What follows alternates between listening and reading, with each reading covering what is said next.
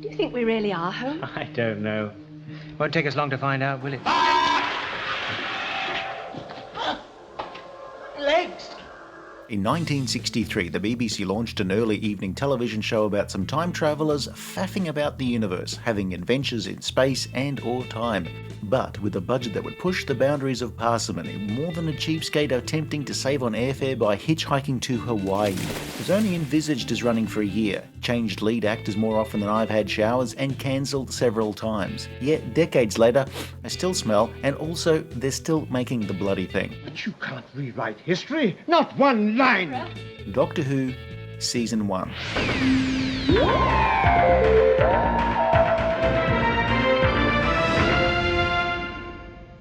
Taking us back to prehistoric times, the Daleks. Marco Polo, Marinus, and the Aztecs. Yes, and that extraordinary quarrel I had with that English king, Henry VIII. Where did Doctor Who come from? Oh yeah, we know Gallifrey and the constellation of Kasterborous, but where did the idea for the series come from?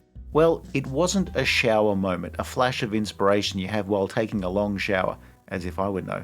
The only flash of inspiration I've ever had in the shower is that I've run out of soap and that I'm trying to wash myself with anti-dandruff conditioner. Note to self, don't write these while waiting for the bathroom to be free. We're going to talk about the creation of Doctor Who, how the show was made, and then look at the episodes themselves, which you can skip to using the chapter markers.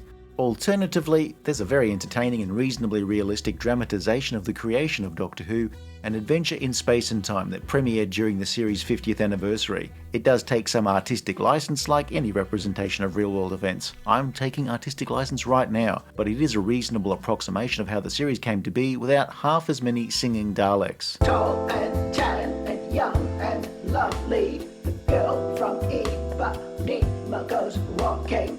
I can see by your face that you're not certain. You don't understand. I knew you wouldn't. Never mind. In the early 60s, one part of the British Broadcasting Corporation commissioned a study into whether science fiction was a viable genre for Britain's public broadcaster to explore. The BBC had previously made various one-off science fiction plays and short series, most notably the 3 Quatermass serials broadcast in the 50s. A follow-up study looked at the pros and cons of various types of science fiction premises in terms of them being compatible with TV at the time. Meanwhile, another part of the BBC identified a need for a program to screen on a Saturday afternoon in between the sports coverage and a pop music program, ideally keeping the audience for both tuned in. Then our position is clear. Canadian television executive Sidney Newman had been at commercial rival ABC Television in London, where one of his contributions as head of drama there had been as an instigator of crime drama series The Avengers, starring Patrick Macnee. And so the process goes on. Sidney Newman arrived at the BBC in late 1962, where he intended to shake up the BBC's way of making television, which seemed rigidly stuck in the past, conjuring descriptions such as rusty, fusty, dusty, crusty and musty, and if you cranked open a window on the 6th floor of Television Centre on a windy day, quite gusty. Any sign of life? No sign of life. Newman reorganised the drama department into subgroups, series, serials and plays, and separated directorial duties from the producer role. The UK government had recently agreed to the BBC launching a second channel, which gave Newman a bigger budget and a chance to start bringing in some new blood into the calcified monolith that was the BBC in the early 60s. Sales of pipe tobacco and cardigans around BBC premises fell off a whopping 56%. This is a terrible picture you paint. Sidney Newman looked at the report into science fiction with an assembly of various staff writers and head of serials Donald Wilson, all putting forward concepts, while Newman offered his own ideas. Something semi-educational, a time machine with a dimensional eccentricity, and a weird old guy whose name would feature a random interrogative. Something like, ooh, I don't know, how about Doctor Who? Eh? Doctor Who? What are you talking about? There was more tinkering with the concept to get us closer to the show that would eventually hit television screens in late 1963. Would the crew be an organisation or a loose collective of people forced together by circumstance? What would the characters be? I don't mean who, but what archetypes would bring in the main audience? That's not right. The studies, for what they were worth, didn't see kids enjoying children on screen who were younger than themselves. There needed to be a youngish hero, a teenage character for viewers to identify with, and a sketchier older guy. Once they settled on a series about space and time travellers, What would the actual ship look like? Some of the suggestions show that the writers were in no way thinking about how the BBC would actually produce a show like this on a shoestring budget 52 weeks a year in the tiny and antiquated studios at Lime Grove. What are we going to do? Can we live here? What do we eat? There are millions A of very good idea. I'm hungry. While the show's format was being worked on, several BBC department heads started to send anxious memos about needing more resources to be able to service the new show. The studios at Lime Grove were small and filled with the BBC's least modern equipment. Ancient, heavy and cumbersome cameras that still used fixed focal length lenses on a rotating turret, outdated mixing equipment and facilities barely better than those available to the various early TV broadcasts before the Second World War. The studio had a tiny cargo elevator that needed to transport large props and parts of the sets, and it was also a studio that got so hot that the fire extinguishers would routinely trigger. I'm soaking wet. I swear if I die of pneumonia, I'm haunting you. If there was a worse and less suitable TV facility available at the time, then it wasn't owned by the BBC. Still, mustn't grumble. Yes, but I rather fancy that's settled that little bit of solution. For example, the BBC Visual Effects Department asked for more space, but when that request was turned down, the department would pull back from working on the show after the first story for most of the show's first 4 years. The series' budget of around £2,500 an episode was fixed, as were the studio facilities. But now the show's set designers would also have the responsibility for the show's visual effects, where they would usually outsource parts of that work to outside contractors. We'll show them a thing or two.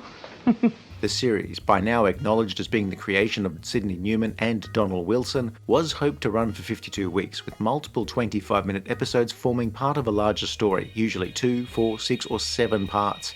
Each episode would end with a cliffhanger, with each story running into the next. You know what else ends with a cliffhanger? A poorly planned rally. How do you build a time machine in a TV studio? There were various concepts suggested, some of them were more ethereal than prosaic. The ideal time machine was an everyday object, but one that was small enough that would fit in the studio. The police box was a suggestion that seemed to fit the bill, no pun intended. Police boxes were still relatively common at the time, and it was something that could work within the limited technical environment. Before police carried personal radios, a police box allowed officers to call back to the station, store important equipment such as a deck chair, a cushion, a thermos of soup, and quality pornography, or it could be used to detain suspects, who unfortunately would find ways to feed and amuse themselves. The telephone could be used by members of the public to call for help in an emergency. The lamp on top was a way of attracting an officer's attention if a call was incoming. And of course, the style used in Doctor Who was a stylised version of one particular design in use in the London area, with different regions having different designs and colours. Well, I made up the name TARDIS from the initials, time and relative dimension in space. I thought you'd both understand when you saw the different dimensions inside from those outside. The TARDIS would travel in space and time. Its exterior shell was meant to change its appearance in order to blend in with its surroundings. It's still a police box. Why hasn't it changed? Dear, dear. How very disturbing. It's a good thing it didn't appear as a hamburger in a McDonald's. It's bigger on the inside than on the outside, which is a good trick. The ship has food machines, bedrooms, and a massive wardrobe. But of course we rarely saw much beyond the console room with its distinctive hexagonal console, and walls with round bits on them, for whatever reason. And one wall was a giant photographic blow-up of the roundel pattern and used up until the early 70s. Oh, And remember the difference between the outside of the police box and the inside. yes, I know, but are you going to open the doors or No. The original console room was massive, taking up much room in an already cramped studio, and would be reduced over the course of the series. The central column would rise and fall during flight, under which was supposedly the source of the TARDIS power. But the mechanics that controlled the rising and falling were either too noisy or prone to breaking, and so often the source of power of the TARDIS would be an assistant moving the column up and down manually. You see, this isn't operating properly. Despite the console room taking up so much of the budget of the show's first season, there were still costs cut here and there. Fancy controls made way for off-the-shelf levers, switches and dials. You see, there's a little spring inside it, and it was stuck. It hadn't released itself. Having the TARDIS dematerialise was simple. A picture dissolve. Except with the videotape technology of the time, this was not easy to do, so in the 60s TARDIS dematerialisations were often shot on film, with miniatures, or on location, or just used a still photo or a basic video studio effect called inlay, which used custom cutout masks to mix images from multiple cameras.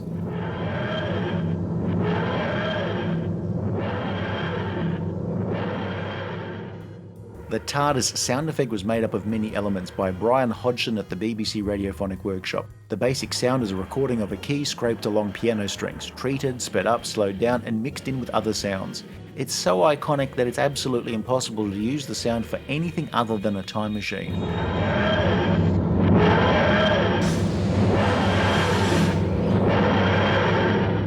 Shall we take a look?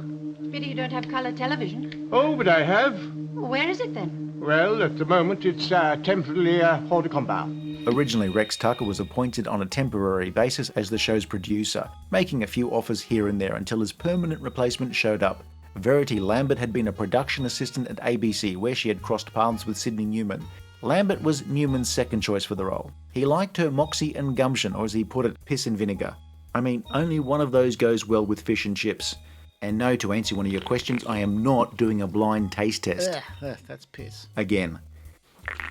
Lambert set to work, setting aside Tucker's decisions, and looked at casting. Several people were looked at for the role of the Doctor, but it was 55-year-old character actor William Hartnell who looked most promising. He had been typecast as crooks and angry sergeants, but at the same time, he wasn't initially sure about this new show. The Doctor was an exile, probably an alien, but beyond that, we wouldn't learn all that much about him for several years. But one day, we shall get back. Yes, one day. He has a machine that travels in space and time, Natch. My mate Dickhead Dave swears blue that he has a machine that travels in space and time. Turns out it's just a rusty 1994 Volkswagen Golf with a clock radio. The Doctor is old, but how old, we don't know. He's clever, but possibly more so in his mind than in practice, where he's prone to getting sidetracked with admiring his own brilliance. Dear child, don't you realize what I've done? A few simple tools, a superior brain. He's curious, cantankerous, crotchety, cranky, churlish, crabby, and well, they seem to stop with the letter C when creating the character. He also doesn't have a particularly great idea of how his machine works. Well, at least they know where they're going. Implying I don't?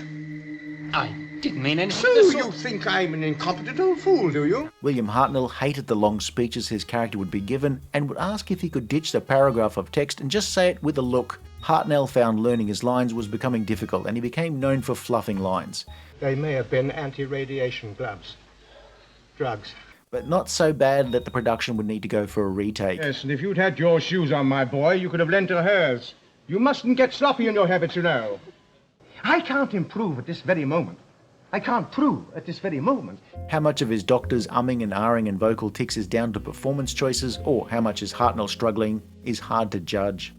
The Doctor, at this time the Doctor, is deductive, brilliant, a little forgetful, selfish, but also fiercely protective of his granddaughter. William Hartnell was in his 50s when he was cast, and by many contemporary accounts shared a few of his Doctor's negative traits. The actor had been a little dismayed by where his career had taken him, where he was often typecast as a tough guy. After his initial reluctance to accept the role, he soon realised this was the sort of job he had always wanted. Not to me. Nothing's happened to me. This is a plot between the two of you to get control of my ship. Oh, that isn't true. Can't you see I found you out? Why won't you admit it, hmm? The Doctor would mellow over the course of the first 3 stories, to the point where the open hostility towards Ian and Barbara turns to a warmer, if paternalistic, friendship. The Doctor's doting granddaughter, Susan, had absolutely loved living as a 15-year-old teenager in 1960s Britain, though she's still sometimes written as a child anywhere between the ages of 10 and 10 and a half. I'm so afraid. Actress Carol Ann Ford was in her 20s, but even William Hartnell seemed to occasionally think of his co-star as a teenager. So, son, stop that noise! Well, it's what I'm called. Susan can get into scrapes, but also be fearful of the situations they find themselves in. Unlike her father, she loves having Ian and Barbara around. But at night the sky is a burnt orange, and the leaves on the trees are bright silver. Barbara Wright was a history teacher at Susan's school. A reluctant traveller, Barbara is often a little melancholic at being so far from home. But she's also quite good at analysing the problems they face during their adventures. Having a history teacher as a character means there's always someone who can explain to the audience details of any time period they would land in. She's also the first companion to actively attempt to change history in a major way.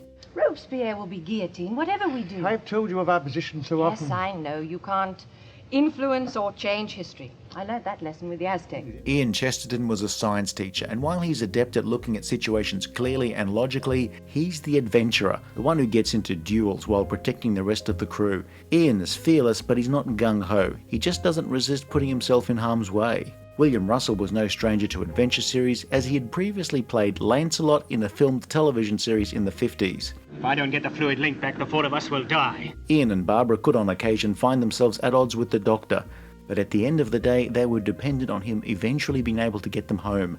Also, despite the terrible situations they often found themselves in, they'd eventually become rather blasé about suddenly arriving on an alien world or in the midst of major historical events. You're still thinking about the experiences you had with the Aztecs. No, I've got over that now. Here's how Doctor Who and most other BBC programs were made throughout the 1960s. One episode was made per week. The cast would begin with a read-through before 4 days of rehearsals in a rented hall before the BBC's own rehearsal rooms were built. Then on studio days, the cast and crew ran through the episode over and over on the sets with the crew so that everybody knew their cues and positions. Apart from, apparently, William Hartnell. Yes, well,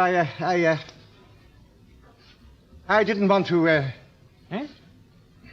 A typical studio would be covered by 4 bulky cameras with a vision mixer cutting between cameras based on a director's camera script. Any overlays, audio and pre-filmed inserts on a telecine machine would be played into the feed as needed. Planning was meticulous, even if it's not always reflected on screen. We just see wobbly camera moves and cameras cutting to action either too early or too late. But the fact that they managed to get a 25-minute drama recorded in less time than it takes Uncle Reg to peruse the labels of every bottle of Prosecco and Aldi is a miracle. Now will you shut up, sir?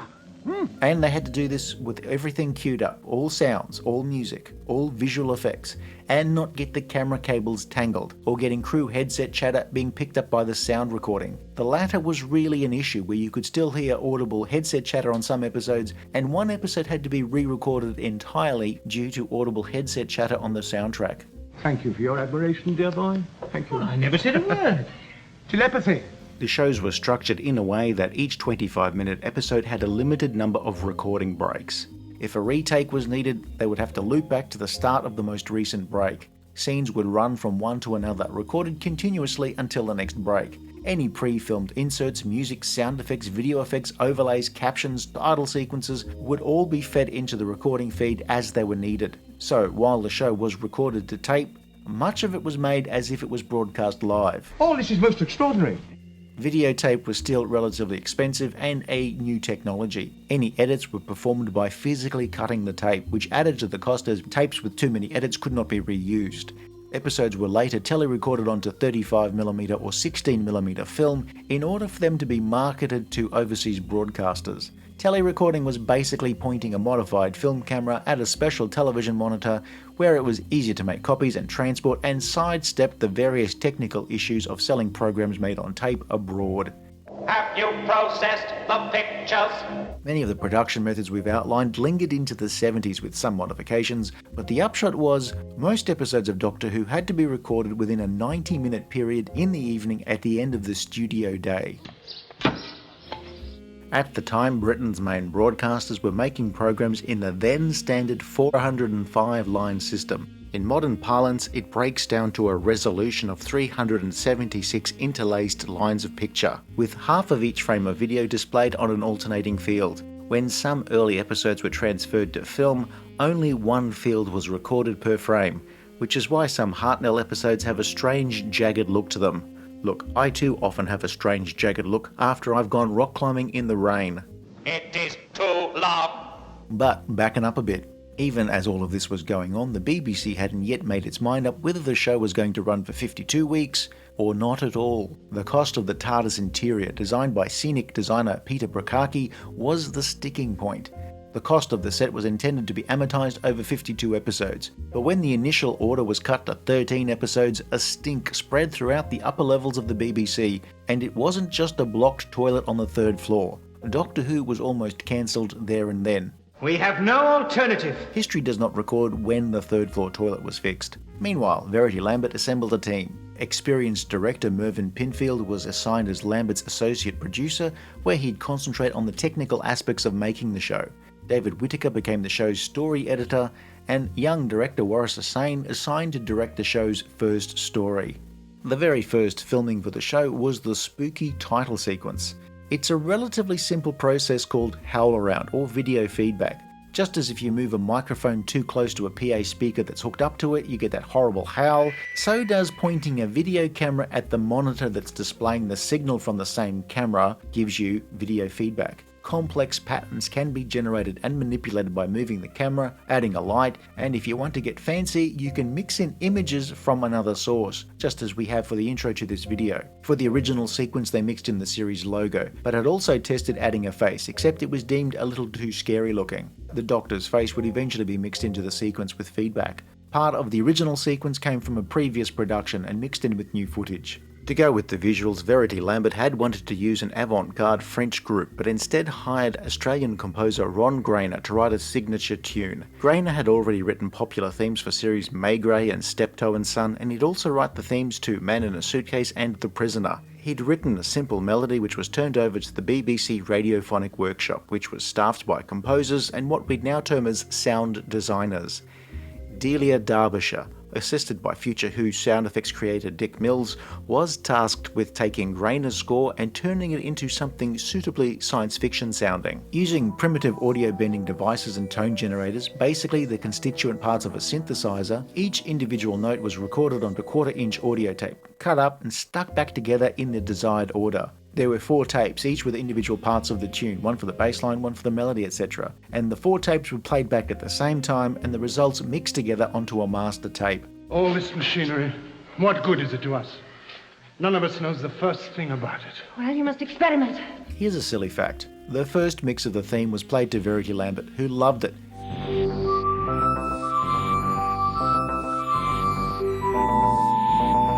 But thought the timing was just a little too perfect sounding. And so a second mix was made with a few imperfections in the timing, which is what is used for the William Hartnell episodes.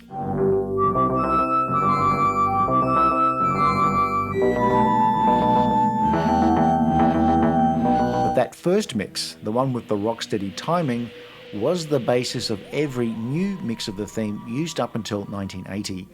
Unfortunately, if you're either tone deaf or have no sense of rhythm, I may have just wasted 30 seconds of your life. Oops.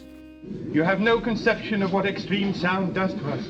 The first story idea by staff writer C.E. Weber introduced the characters and had the TARDIS landing back at Susan's school, but with the 4 main characters miniaturized. Apparently the plot was considered too dull, and another script by writer Anthony Coburn took elements of Weber's script for the first episodes and mixed it with his own story of caveman office politics.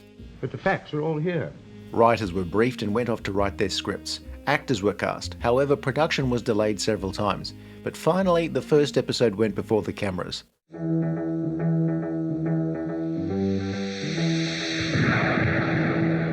Well, things didn't go so well. The TARDIS door didn't stay closed, some of the characterizations are a bit off. Susan is a little alien, while the Doctor was more malignant than crabby. Camera work is wobblier than a marathon runner in The Last Mile, which led Sidney Newman to offer up his notes to the director and the producer over lunch. Far from cancelling the series, Newman gave the pair his thoughts and then told them to make the episode again. I made up TARDIS from the initials. Time and relative dimension in space. There are a few differences between the original pilot and the remount, but the re-recorded version is far smoother, and as a result of the trial run, one of the tightest productions of what would later be known as the William Hartnell era. Have you ever thought what it's like to be wanderers in the 4th dimension? Have you? 2 things before we dive into the episodes. Firstly, throughout most of the show's first 3 seasons, each episode had its own on-screen title. While there was an overall story title, it was never seen on screen. Another thing, and this is something we'll take a closer look when we cover the show's 3rd season, is that some of the episodes of the show no longer exist in the BBC archives. However, enterprising fans in the 1960s made audio recordings of episodes as they were broadcast, and these have been available to fans for years, and would form the basis of animated versions of missing episodes and reconstructions. There are 9 missing episodes from Season 1. The first episode shows us two teachers worried about a student who can embarrass them with her knowledge in history and science, yet be hopeless at basic things like counting pre-decimal British currency. She said she thought we were on the decimal system. Decimal system? Because apparently there's nothing remotely arse-backwards about a system that rivals the periodic table for complexity. 2 farthings make a halfpenny, 2 halfpennies in a penny, 3 pennies in a threepenny bit, 2 threepenny bits in a sixpence, 12 pennies in a shilling, 5 shillings in a crown, 2 crowns at 10 shillings, and 67 aneurysms in a first-year economics class. But yeah, Susan's the alien. I'm lending her a book on the French Revolution. What's she going to do, rewrite it? But also, it's 1963 and she keeps phoning the local radio station to request Bangarang by Skrillex. The 2 busybody teachers follow their pupil home, hoping that she's hooking up with someone since they can understand that, the saucy devils. Instead, they end up kidnapped by her grandfather in a police box, and a TV legend is born. Susan Foreman is not Susan Foreman, the 15-year-old teen genius or teenius, but she's Susan, an alien from another planet. Her grandfather is only known as the Doctor. The pair are exiles from their homeworld. Why they travel isn't really established, or why they've been hanging about in London in the early 60s. Science teacher Ian Chesterton is incredulous when the Doctor insists they've entered a time machine, while his companion, history teacher Barbara, seems like she's struggling to remember whether she has any Valium left in her purse. Open the door! Susan, will you help us? I mustn't. The Doctor doesn't want to let the pair go since they could tell people about the ship, and to cut a long story short, the machine is activated. When everybody is recovered after a full-length dematerialization, the ship has relocated to some wilderness. It turns out they've travelled back to the era of cavemen. We know this because people talk in one-syllable words and metaphors. I would never stoop to using metaphor, allusions or similes like my backstabbing office nemesis Alex Smelly does when he's narking to HR. Then we have 3 episodes of caveman intrigue over who's going to make fire and lead the tribe. The Doctor doesn't want a bar of this. Even when the quartet are imprisoned by the tribe, it's up to Ian to reason a way out.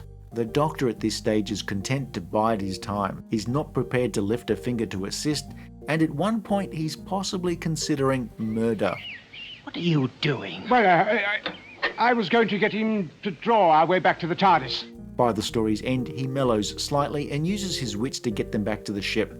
The story does have a very important thing for the first time, where the TARDIS crew are captured, escape, recaptured, and escape again. If I had $1 for every time that happened, I'd be script editor. You are the leader of your tribe? No. He is our leader. The production here is mostly well done for what's a fairly simple story in terms of what they needed to achieve in the tiny studio. The first episode holds up incredibly well. Well, it should since it was the second attempt. The latter 3 episodes are just a bit of a slog because the same conversations happen again and again. And as was common for the era, there's a pre-filmed fight scene because you always need a pre-filmed fight scene. Some of the guest cast would return to the series in other roles. The time is 5:15, and Saturday viewing continues with an adventure in the new science fiction series. After several delays, the series would finally premiere on the BBC, where it was scheduled to be shown at 5:15 on Saturday the 23rd of November 1963. However, the first episode was broadcast in the wake of the assassination of US President John F. Kennedy on the 22nd of November. In order to give the new series a chance, the first episode of Doctor Who would be rescreened the following Saturday before the broadcast of episode 2. Saying that you don't know how to work this thing? Oh, of course I can't. I'm not a miracle worker. The TARDIS lands on another type of wasteland. This one is a petrified jungle. I tell you what, the jungle wasn't alone. I was so scared I had to change my pants. Not far from the landing site is an alien city, which the Doctor is busting to explore, but Ian isn't having a bar of it. He's distinctly anti-bar, apart from Barbara, with whom he is pro-bar. The Doctor fakes a fault in the TARDIS and the crew end up exploring the city, where they are, well, separated and captured. Another story first. Their captors are, oh my, the Daleks. A war on the planet saw 2 tribes mutate. The Dals' mutations meant that they needed metallic casings to get around in, while the Thals mutated into relatively perfect people by comparison. Our crew used their intelligence to get out of a prison cell and deal with a Dalek, and yes, it all makes sense. The Doctor, who had been mostly uninterested in dealing with their prehistoric predicament, is much more active in finding solutions here. An ambush of the Thals by the Daleks is almost prevented by Ian, and so the two groups join up, eventually to take on the Daleks, with one small commando group attacking the Dalek city from the rear, while the Doctor leads a frontal assault. And of course, he's captured. The Daleks had tried Thal anti-radiation drugs to see if it could free them from the metallic cases. When it doesn't, they decide they need to pollute the atmosphere with radiation from their reactors since they now need it to survive.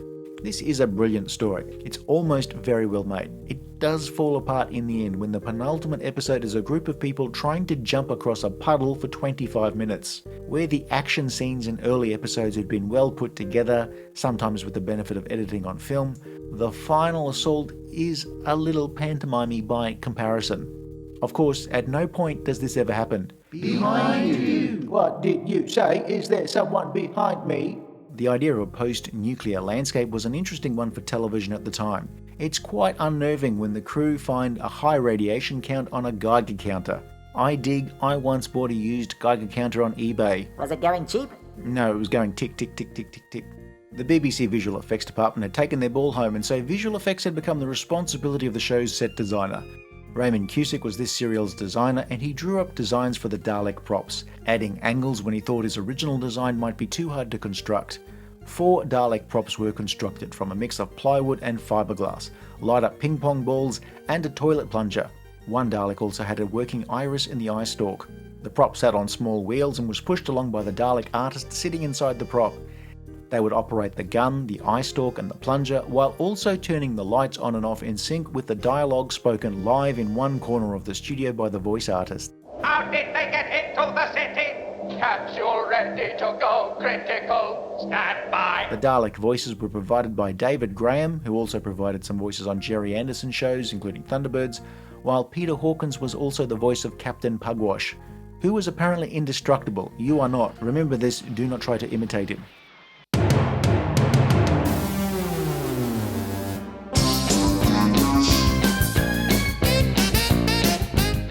I may have got that mixed up.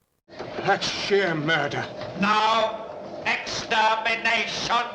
The voices were treated with a ring modulator, a device, or nowadays usually a software plugin, that basically turns the sound on and off in rapid succession. If you've ever mimicked a Dalek by speaking into a desk fan, you'll know the effect.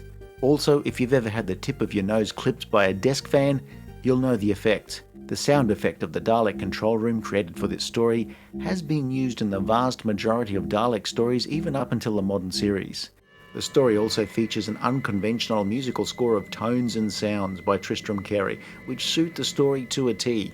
When the Daleks exterminated someone, the entire screen flashed to negative. This is familiar since whenever this channel covers some topics and we scan the comments, our entire screen flashes negative. Who would have thought there's an actual society for the protection of Krull? Of course, there are sometimes more than 4 Daleks on screen, and here the production used some cheeky photographic blow-ups inflating their number, like how Uncle Reg tells everybody he drives a 5 Series BMW when really he drives a 3 Series. If only there'd been some other way. Sidney Newman had read the scripts for the Daleks, and he hated the idea. He had decreed no bug-eyed monsters, and then here we are. With no other scripts ready, they pushed ahead, and once the Daleks appeared on screen, the show's viewing figures increased, with the Daleks becoming instant hits, with of course Doctor Who cruising in their wake. Writer Terry Nation had been a comedy writer who was suddenly out of work and reluctantly took up an offer to write 7 episodes of a new kids' science fiction series.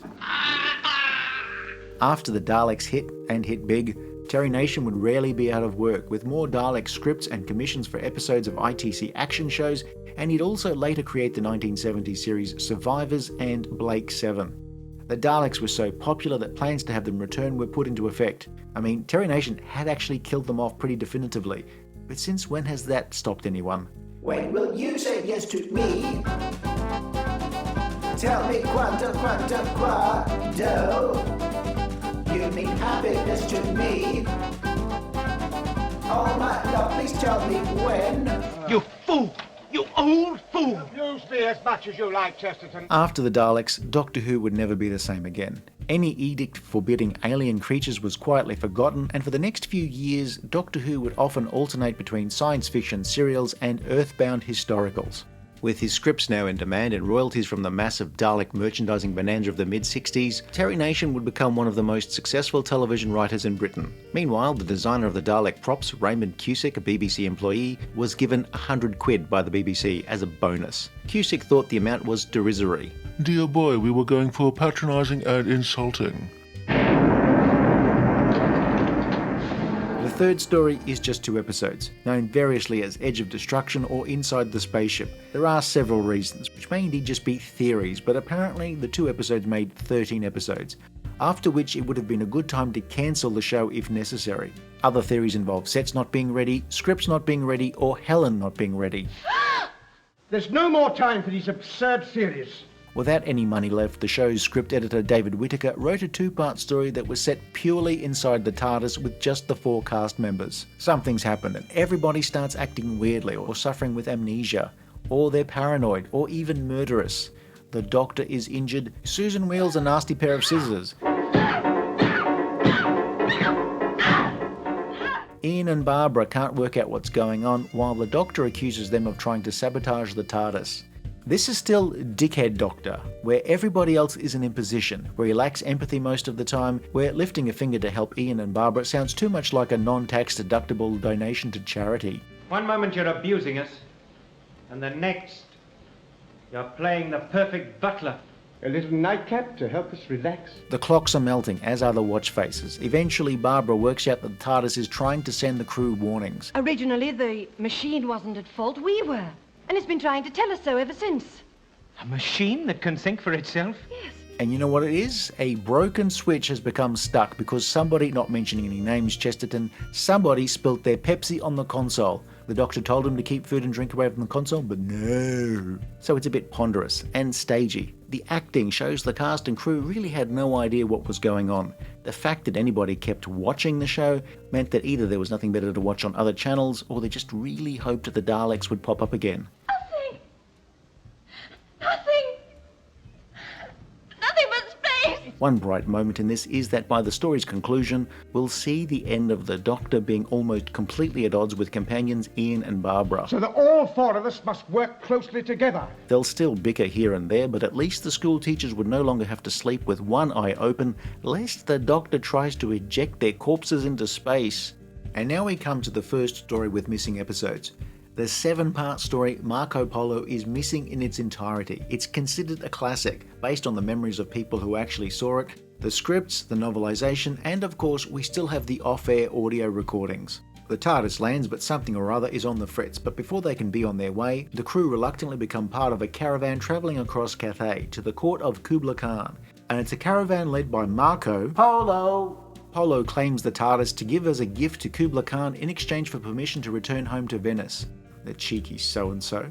Over 7 episodes of survival and betrayal, subterfuge and the like, the travellers reach the court of Kublai Khan, where the Doctor ends up bollocksing up his last chance at regaining the TARDIS by losing big at backgammon. Marco Polo, well, it's one of those stories that fans hope will turn up, and it probably works about as well as a BBC costume drama of the era, even with the strangely Caucasian-looking locals. I'm not a huge fan of the 1960s historicals, where the vast majority feature no other science fiction elements other than the TARDIS and its crew, but Marco Polo, even just as an audio experience, is strangely listenable. The story is unusual in that it features a voiceover from Marco Polo's journal, linking the different story elements from the explorer's perspective via a narration. But if I was to find something I disliked most about the story, there's not a single scene from a pool party. For fun if pointless trivia, Darren Nesbitt and Mark Eden both appeared in the same episode of The Prisoner. Xenia Merton would later become a regular on Space 1999. Astonishing. You know, in all my travels, I've never come across anything like this before. Keys of Marinus sees Terry Nation return for an encore performance. It's one of only 2 non-Dalek stories that he would write for the show. And it's also a story where Terry Nation's worst writing instincts would show up. At times, Terry Nation would lean on tropes, repackaging adventure and thriller cliches and ideas from other media. I mean, he did it very, very well. So maybe Mr. Nation used his own AI called Mid-Terry. I am suffering from a deadly disease. This story was written relatively quickly, you think, as a replacement for another historical that Nation had planned to write. The Daleks' success, however, meant that the series was not going to need quite so many historicals. The TARDIS lands on an alien world called Marinus, and the crew are soon blackmailed into going on a quest to recover some keys for a powerful computer. The crew teleport between different parts of the planet using travel dials, with each episode a different adventure to find a key, where science fiction ideas that were old and mouldy even in the 60s would live again. Yes, I have doubts myself. One episode is set in a town where the crew are manipulated into what they see by the city's rulers, who are brains in jars, who Barbara decides to murder.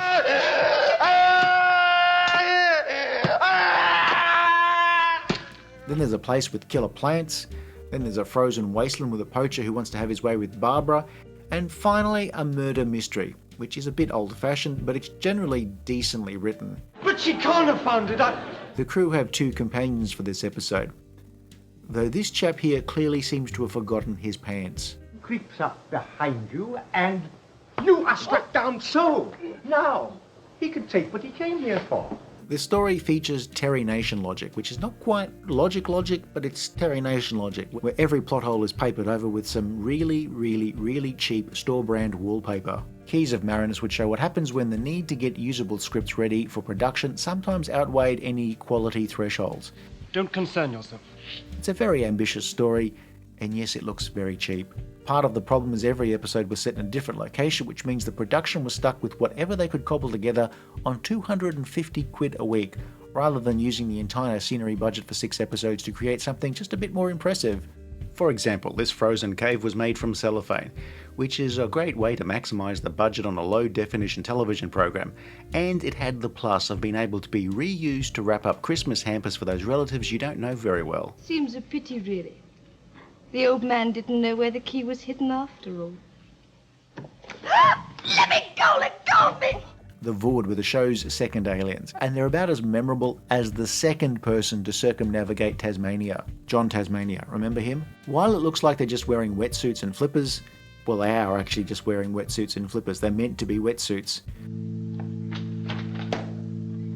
There's also a little horrific with Ian knocking a Void to his doom into a sea of acid, and the Doctor finding an empty wetsuit after its inhabitant was eaten away by acid. There's a tear in the material here. You mean the acid got in? Poor devil. Keys of Marinus is a decent enough watch, but it is a pretty poor effort all round. Fiona Walker and Donald Pickering would both appear in Doctor Who again alongside Sylvester McCoy's Doctor. The Aztecs was another historical, with a TARDIS landing inside an Aztec tomb where Barbara indulges in some grave robbing and ends up proclaimed as a reincarnated Aztec god Yetaxa.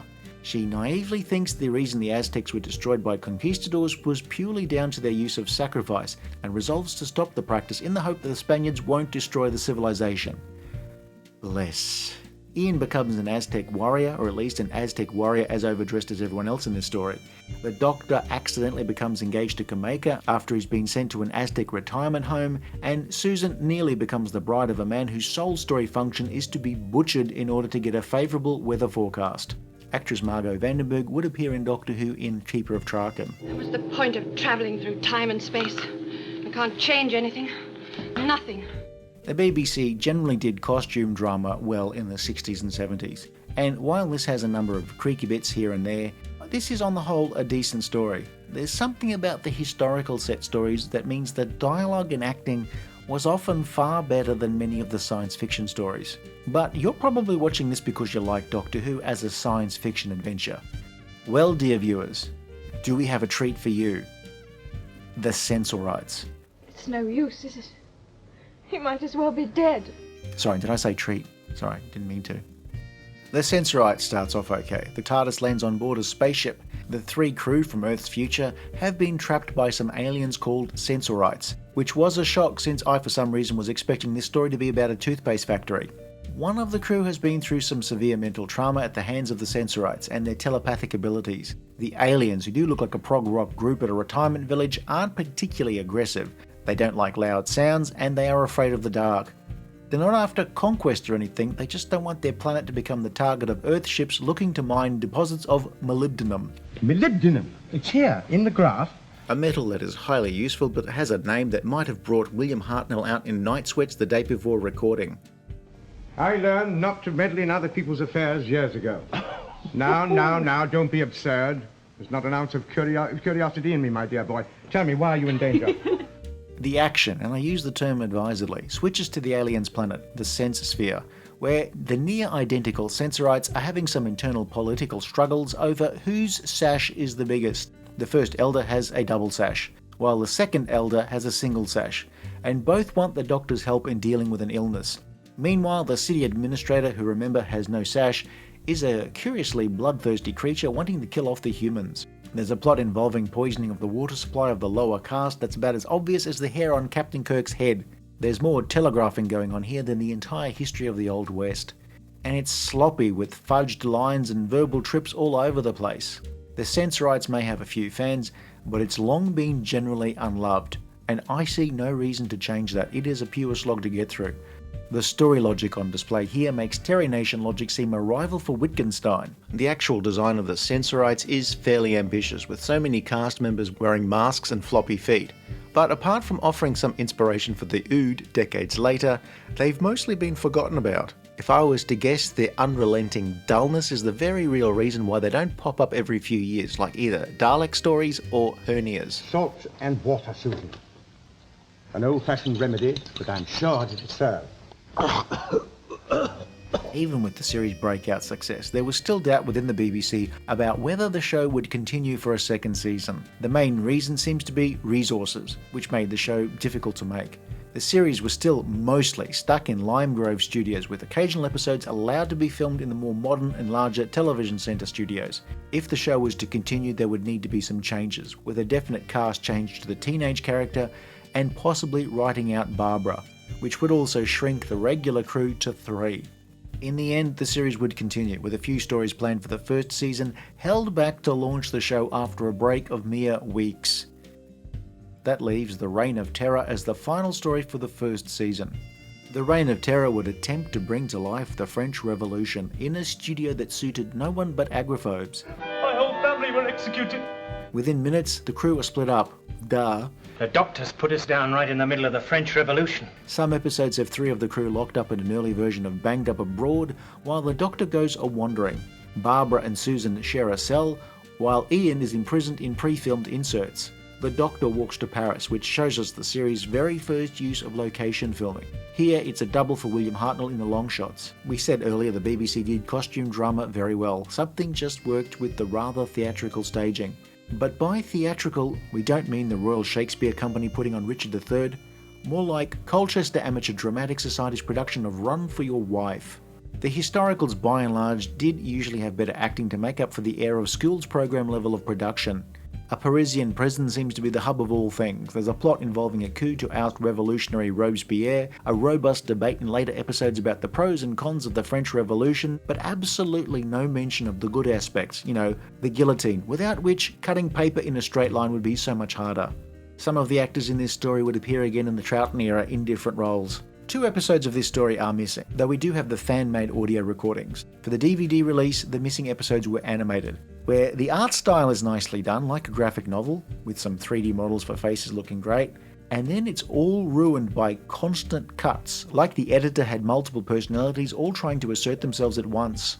Writer Dennis Spooner would take over as the show's script editor next season, and while he'd contributed a few scripts to the show, his episodes would often display a sharp sense of humour. Oh, is he now? Spooner would also be a contributor to some Gerry Anderson shows and a co-creator of some of the ITC filmed action series of the 60s. It's also a shame that Dennis Spooner, with his comedic touches, couldn't have written some of these reviews. Come along, you're all running around here like a lot of scared chickens. We were waiting for you. But I'm here, my dear Chesterton. Sometimes you drive me around the bend. I don't know what's going on. So, An Unearthly Child starts off with a killer introductory episode, followed by 3 episodes of a caveman asking if anybody's got a light. The Daleks was a great story for most of its run, though like a 19th century train low on coal, it does start to run out of steam towards the end.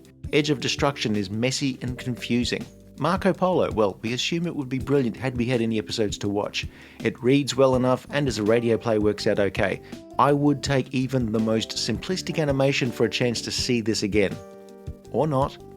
Keys of Marinus is what happens when Terry Nation is on autopilot, turning things he read in adventure novels years ago into script writing fees and decades worth of royalties. The villain that planned all this, the one who planned this whole affair, is now planning to collect the key. What a wonderful opportunity it gives us to catch him red-handed. The Aztecs is a good story that's well acted, but its biggest virtue is that it's only 4 episodes. The Sensorites is a weird mix of ham-fisted logic and poor science fiction tropes. Reign of Terror is well acted, but dull and a bit of a slog. I'm rather tired of your insinuations that I'm not master of this craft. Oh, I admit you did develop a fault to minor fault. On one occasion, perhaps twice. But nothing I couldn't control. I know that. Of course, these episodes now do look very old-fashioned, very oldie-timey, like a boy wearing a toga on a horse delivering newspapers printed on papyrus. I see. The episodes are still entertaining with the right mindset, but for many viewers who grew up on later eras, the quaintness of the production may be hard to overlook, like the Pac-Man-shaped birthmark on Uncle Jack's forehead. For years, the only experience I had of 60s-era Doctor Who stories was either from Target novelisations, where, realistically, I usually only had Terrance Digg's word for it, or from Doctor Who magazine or other non-fiction reference books from the 80s. I did manage to see the Daleks sometime in the mid-80s at a convention, in a crowded hotel room filled with people who, like me, were getting to see the first Doctor in a black and white story for the very first time. When BBC Video started to release complete stories, including the 60s shows throughout the 90s, I was there, first on VHS and again for the lovingly restored versions on DVD by the restoration team, and more recently the Blu-ray releases. Did you try and take us back to our own time? Well, I got you away from that other time, didn't I? That isn't what I asked you. It's the only way I can answer you, young man. And the Daleks. How can you talk about Doctor Who, and this season in particular, without focusing on the Daleks? Not just the race of Dodgem cards from Skaro, but the story from this season. It's by far the best story and the best made from this season, for the most part.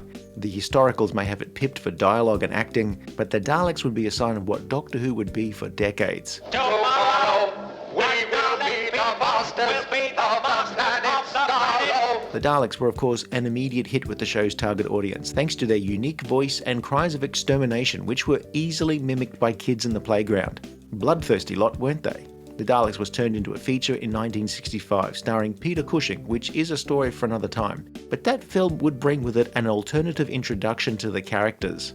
Meanwhile, one of the series' first novelizations would be Doctor Who in an Exciting Adventure with the Daleks by David Whittaker. This book would later be republished by Target as Doctor Who and the Daleks, but it too had an alternative introduction to the series, with an incident with a car and Ian trying to use the police box on Barnes Common to make an emergency call, only to find it was the TARDIS. This version was slyly referenced in Adventure in Space and Time. Also in 2023, the 7-part story The Daleks was re-edited, colorized and condensed as part of the show's 60th anniversary, where they did a better job of colorizing than this earlier attempt by people who worked on 1980s music videos. After the neutronic war, our Dalek forefathers retired into the city, protected by our machines. We built this city. We built this city on rock and roll. This city. We built this city on rock and roll. This city. You know, they did it. They launched a new science fiction series that didn't just run for 52 weeks, but it's run ever since. With a few breaks here and there. Doctor Who would continue with its second season, introducing new companions, saying goodbye to a few others, bringing back the Daleks a couple of times, and introducing the idea that the Doctor was not the only person with a TARDIS. Don't you think it would be better if we parted under more friendly circumstances? Say, over a drink? Yes. If you enjoyed the review, please like and subscribe, leave a comment below, or check out some of our other videos.